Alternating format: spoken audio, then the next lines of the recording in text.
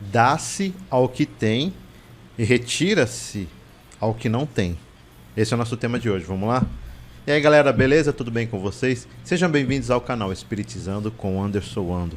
E hoje a gente vai falar de um tema meio estranho.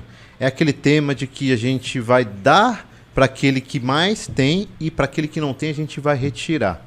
É um pouco paradoxal falar isso, mas na verdade não é isso exatamente que o Espiritismo ele quer dizer. Muitas vezes a gente interpreta de modo literal a doutrina e a gente acaba interpretando errado, quando na verdade não é assim.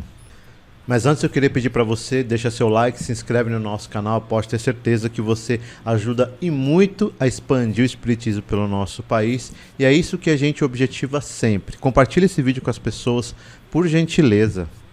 Ali no capítulo 18 do Evangelho segundo o Espiritismo, muitos os chamados e poucos os escolhidos, a gente se depara com uma situação de que a gente vê escrito assim, dá-se ao que se tem e retira-se ao que não tem.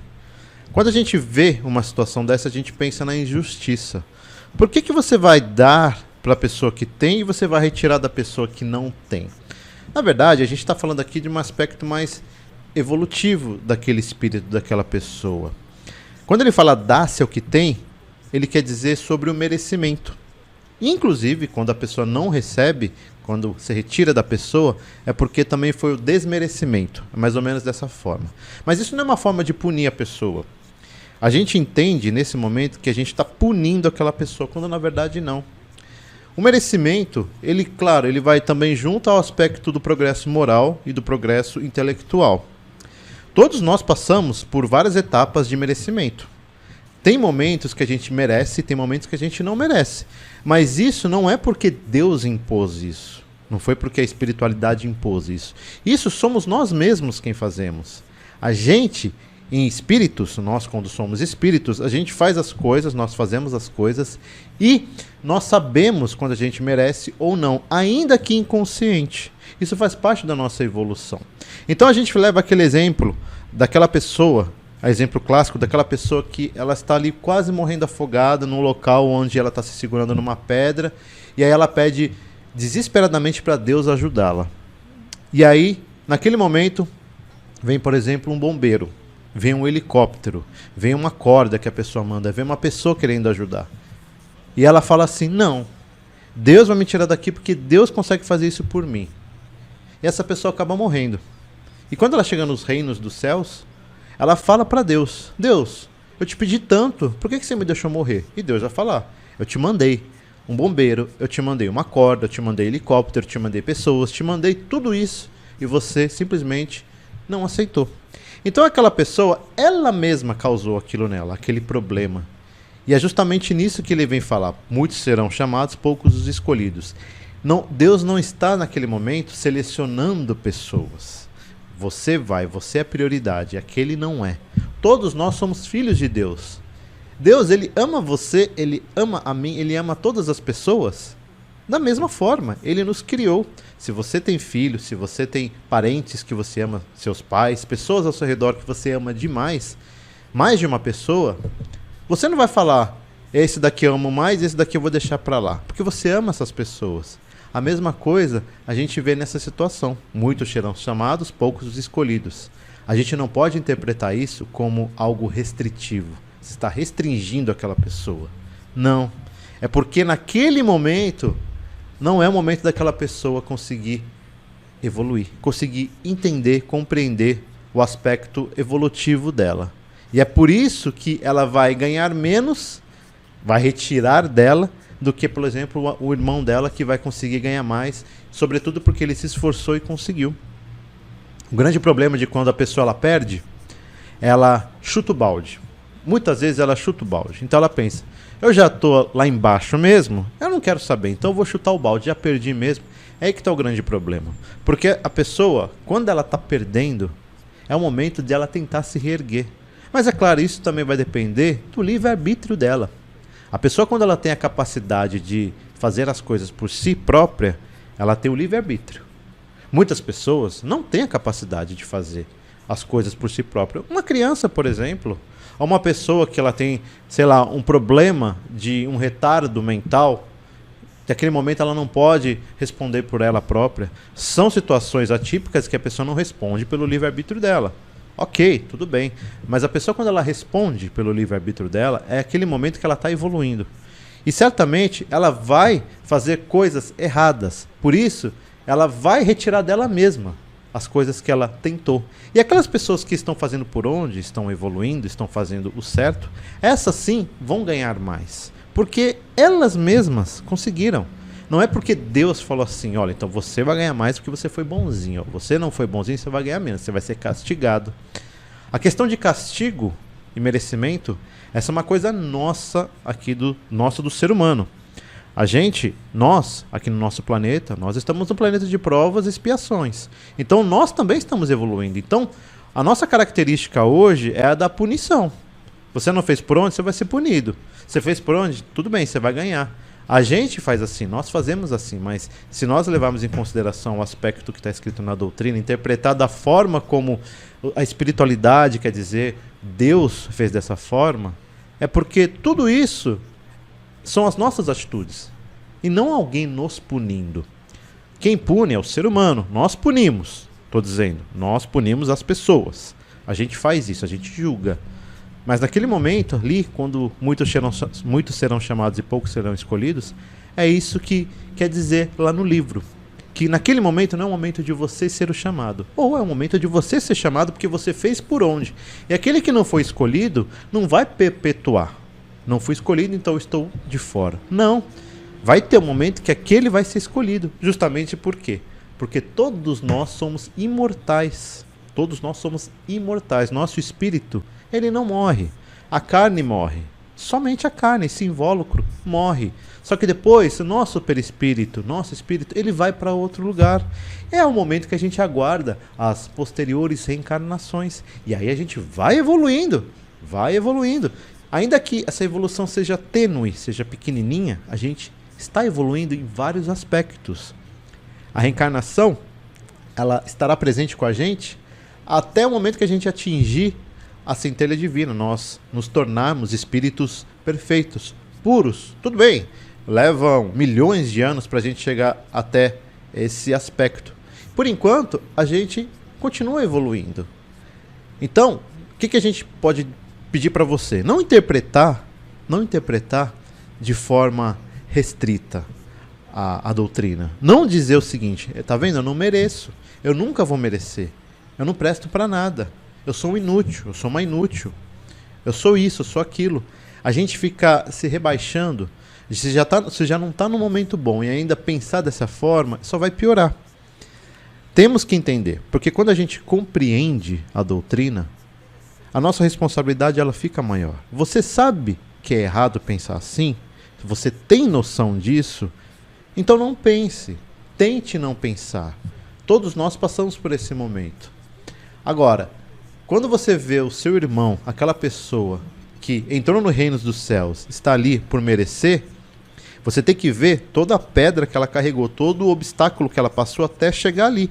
Porque nesse momento que você não está bem, aquela pessoa que conseguiu, ela também passou por esse momento. E ela pode passar novamente. A gente tem altos e baixos, né? Pode acontecer.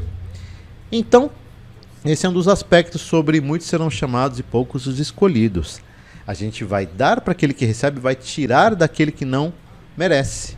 Não é uma punição. É você mesmo que causa isso.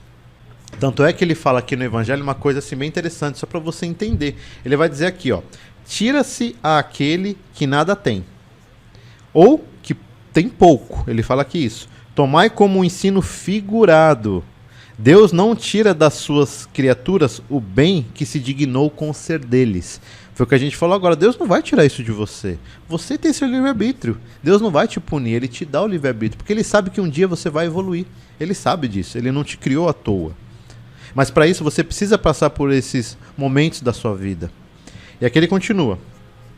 Homens cegos e surdos, abri vossas inteligências e vossos corações.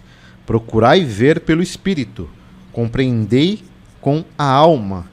E não interpretai de maneira grosseiramente injusta as palavras daquele que fez resplandecer aos vossos olhos a justiça do Senhor. E aí ele continua. Não é Deus quem retira daquele que pouco havia recebido, mas é o seu próprio espírito que, pródigo e descuidado, não sabe conservar o que tem e aumentar, fecundando-a a migalha que caiu no seu coração.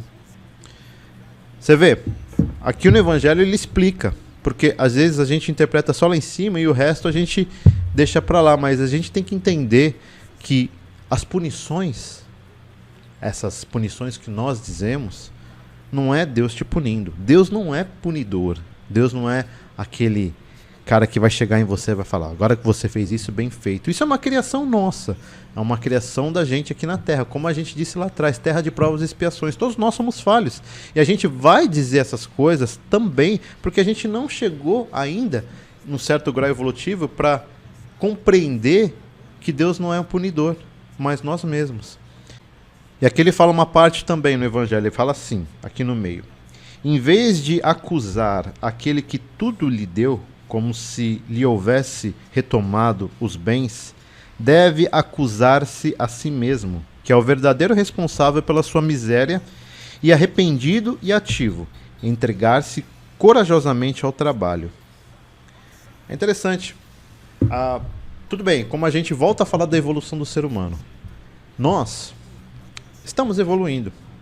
A gente é falho. Vamos falhar. Faz parte. Ao mesmo tempo que você sabe disso, também você não pode ser conivente. Porque você sabe disso. Quando a gente sabe, lembre-se, mais sabedoria, mais conhecimento, mais responsabilidades.